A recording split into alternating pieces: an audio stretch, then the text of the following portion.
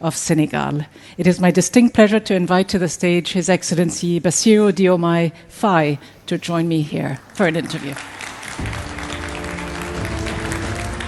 Je suis ravie de partager la scène avec vous. Permettez-moi déjà de remercier les autorités qataries, en particulier Son Altesse Royale, l'émir Tamim Ben Ahmed Al Thani, et l'ensemble des autorités qataries pour les marques d'attention qui m'ont été réservées. Mon élection au Sénégal est en réalité le choix du peuple sénégalais qui s'est battu pour préserver les valeurs démocratiques, pour les défendre. Et ce choix du peuple sénégalais, qui est incontestable en raison de la configuration des résultats dès le premier tour, pour la première fois au Sénégal, avec 54,8%, a été respecté. Ce qu'il faut saluer, c'est cette maturité du peuple qui aussi transparaît à travers ses dirigeants, parce que les perdants de cette élection, dès 22 heures, avaient tous félicité le candidat victorieux que je suis. Et le lendemain, le peuple sénégalais qui a voté dans le calme et la sérénité pour exprimer ce choix sans équivoque et aller vaquer tranquillement à ses occupations. Et c'est un défi pour moi en tant que jeune leader qui a été fortement supporté par la jeunesse de mon pays, de comprendre ces aspirations portées par cette jeunesse et de travailler inlassablement à servir et à matérialiser cet espoir qui a été fortement exprimé.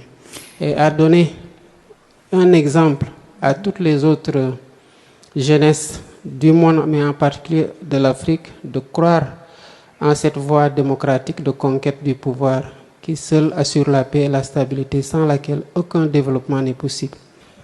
Nous sommes arrivés il y a environ 8 mois et l'engagement que nous avions pris devant le peuple sénégalais et devant la jeunesse du Sénégal, c'était de changer de système. Nous avons mis en place récemment et présenté à l'ensemble des couches de notre peuple la vision Sénégal 2050 qui est un agenda de transformation systémique de notre économie, mais au-delà de notre société. L'idée, c'est en visant des secteurs stratégiques qui sont porteurs de croissance, notamment l'industrialisation, l'agriculture, les métiers du numérique, l'énergie et la formation technique et professionnelle, d'arriver à générer le maximum d'emplois, à ajouter de la valeur aux produits et matières premières, de les transformer au niveau local pour, par ce mécanisme, renforcer le dynamisme de notre économie, mais aussi de donner beaucoup d'opportunités d'emploi à notre jeunesse. D'abord, l'engagement, c'est de travailler à faire en sorte que ces ressources soient gérées de façon responsable et durable. De façon responsable, c'est de faire en sorte que l'ensemble de la population sénégalaise puisse partager équitablement les bénéfices de la croissance qui sera induite par l'exploitation de cette ressource. Cela demande de la transparence dans la gouvernance même de la ressource et nous avons mis en place dès le démarrage de l'exploitation le Conseil d'orientation stratégique du pétrole et du gaz. Quand je suis arrivé, j'ai ouvert davantage ce conseil à la société civile, aux syndicats et à d'autres acteurs, notamment l'opposition, qui a une place plus forte dans ce conseil-là. L'idée étant de dire que les ressources, comme le postule plutôt la constitution de notre pays, appartiennent au peuple. Et le peuple doit avoir une veille systématique et être informé rigoureusement de la part que le Sénégal tire de ces ressources-là et l'allocation dans les différents secteurs porteurs de notre économie, à notamment la santé, l'éducation et les secteurs porteurs de croissance pour ne pas dépendre des revenus de ces ressources-là, puissent être équitablement répartis et à travers une équité territoriale qui ne laisse pas les zones rurales en rade, mais qui essaie de mettre en marche le Sénégal sur la voie ou la rampe du développement, mais de façon homogène. Sur le plan africain, notamment au Sahel, il faut considérer en effet qu'il y a des défis majeurs qui s'opposent à nous et qui ont pour nom l'endoctrinement, le terrorisme, l'extrémisme violent, les trafics de drogue et d'êtres humains, bref, une situation d'insécurité qui est préjudiciable aux initiatives de développement. Le Sénégal a toujours eu un rôle moteur en jouant sa partition en faveur de la paix. Cela, c'est de façon historique. Nous gardons la même posture consistant à favoriser le dialogue et à permettre que les différends puissent être réglés par justement ce dialogue et la concertation entre les différents pays, notamment au niveau ouest africain.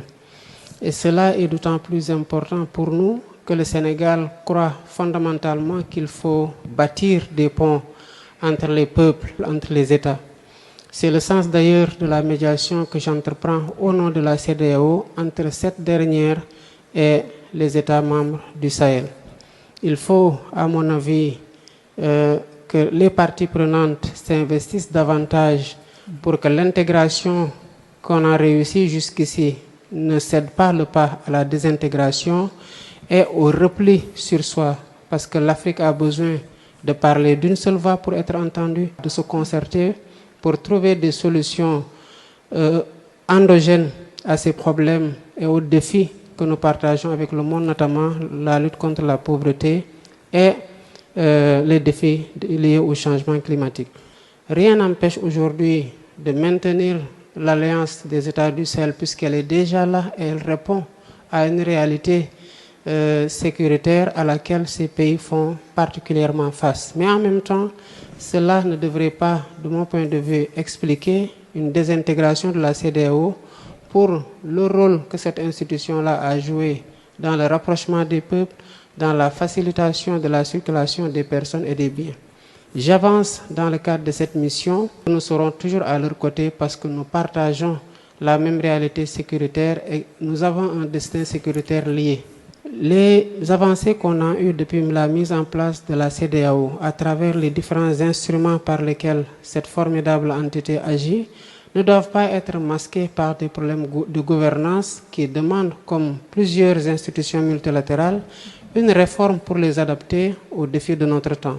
Et c'est à cela qu'on doit travailler. Aujourd'hui, il est notable que le leadership africain se renouvelle. Je crois que quand vous regardez la moyenne d'âge des pays, en tout cas limitrophes du Sénégal, comparativement à peut-être une décennie derrière, vous verrez que la moyenne d'âge a remarquablement chuté. Naturellement, les jeunes, quoique s'inspirant pour l'essentiel de ce qui a été fait, parce que nous respectons aussi ce que nos devanciers ont fait et nous tirons enseignement de leurs succès comme de leurs échecs.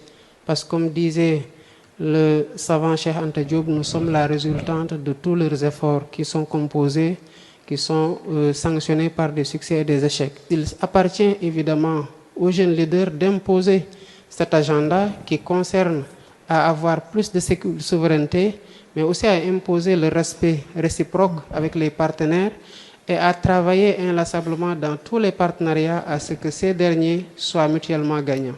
Et qu'ils respectent surtout nos normes sociales, étant entendu qu'il n'y a pas de civilisation supérieure à une autre civilisation, chacun doit respecter les normes sociales de l'autre. En tant que président nouvellement élu, je m'engage à donner une nouvelle impulsion à ces relations-là et à les réinventer dans toute la mesure où doivent faire l'objet d'une réforme qui prenne en compte davantage nos aspirations de souveraineté, de respect réciproque par rapport à nos normes sociales et de partenariat mutuellement bénéfique.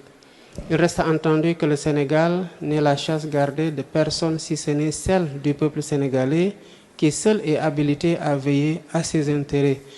Nous sommes ouverts à tous les autres pays, dans toute la mesure où ils peuvent trouver des opportunités d'investissement et de partenariat au Sénégal qui s'inscrivent dans ces critères que j'ai mentionnés tantôt, à savoir le respect réciproque, le partenariat mutuellement bénéfique. Très important qui...